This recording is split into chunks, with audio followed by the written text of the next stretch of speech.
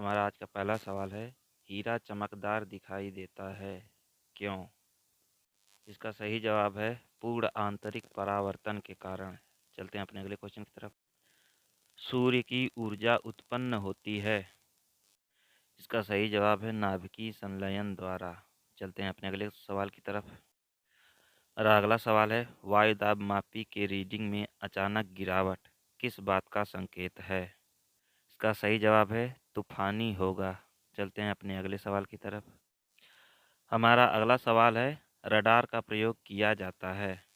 इसका सही जवाब है वस्तुओं की उपस्थिति तथा अनुपस्थिति ज्ञात करने के लिए। चलते हैं अपने अगले सवाल की तरफ। पारसेक किसकी इकाई है?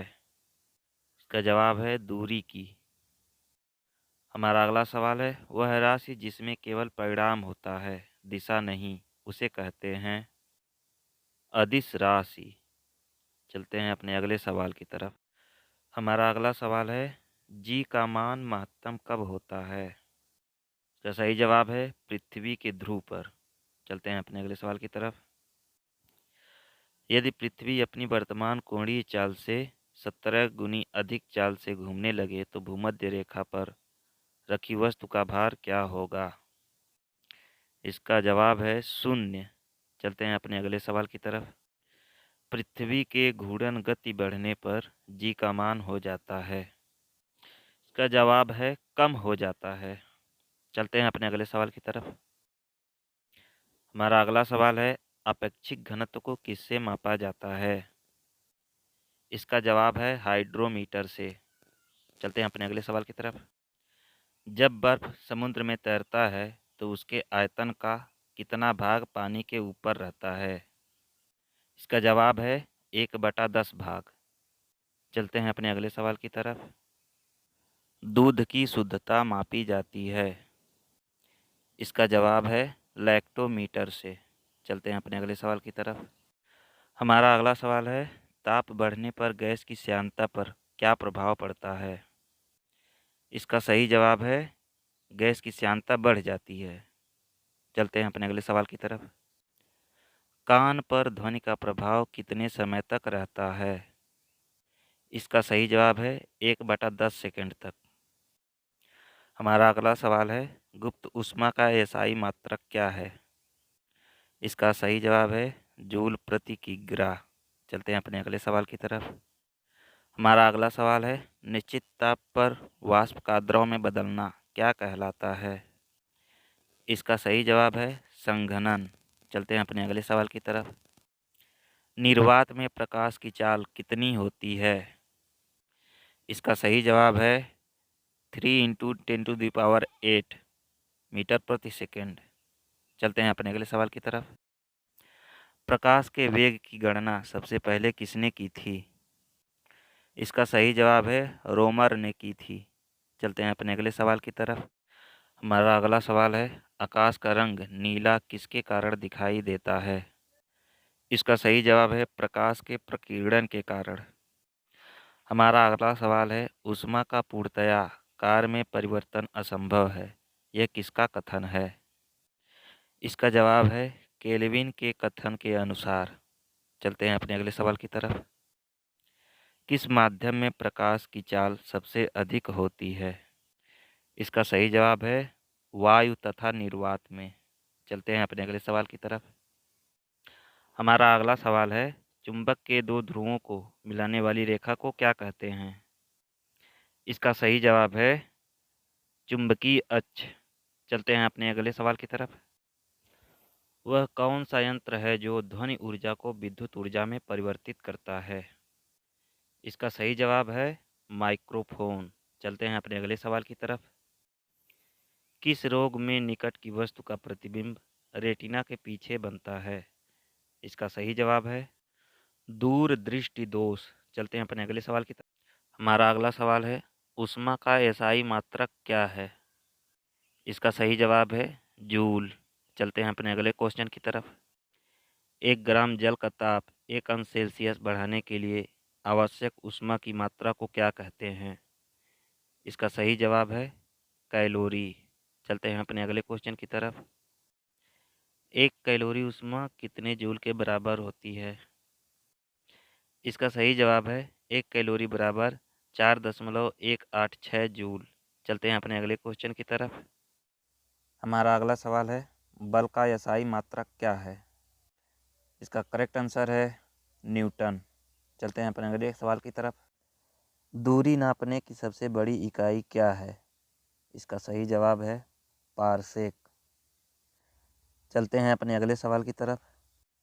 वेग का मात्रक है, इसका सही जवाब है मीटर प्रति सेकंड स्क्वायर।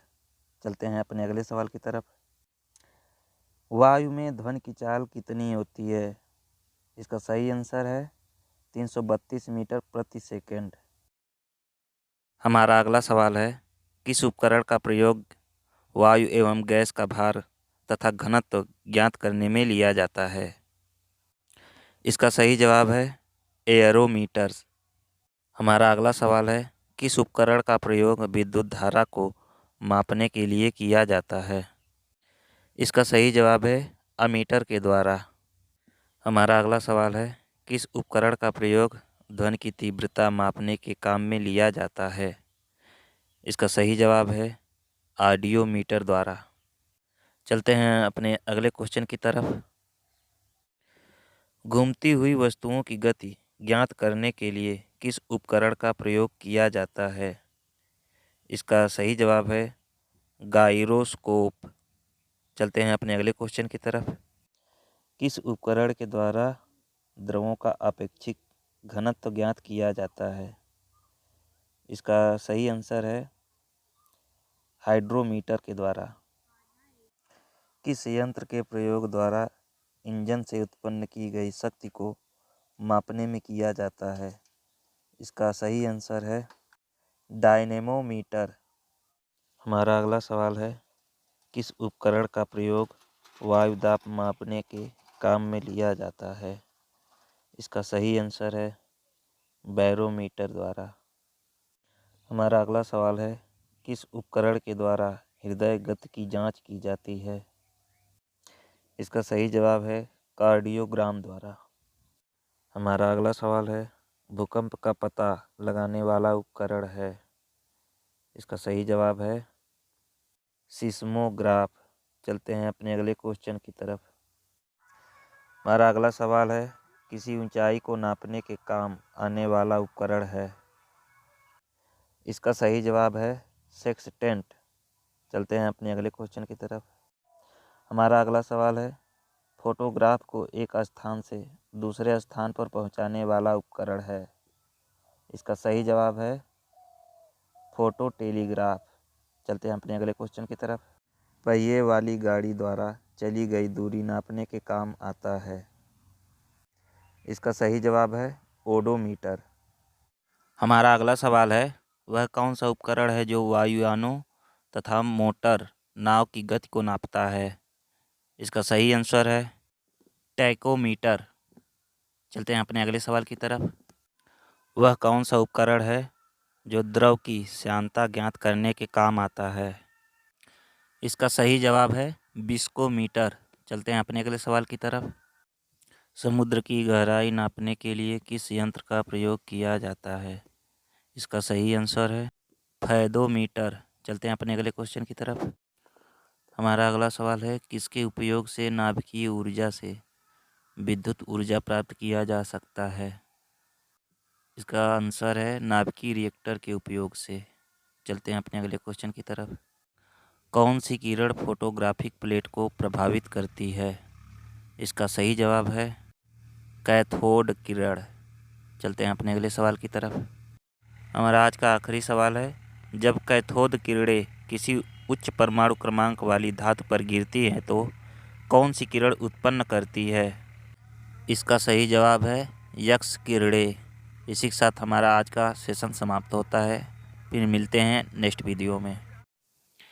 वीडियो अच्छी लगे तो हमारे चैनल को लाइक कीजिए, सब्सक्राइब कीजिए, साथ ही बेल आइकन को ज़रूर दबाइए ताकि हमारी आने वाली वीडियो आपके नोटिफिकेशन पर आती रहे। तब तक बने रहिए हमारे यूट्यूब चैनल रजनीश वाईटी पर।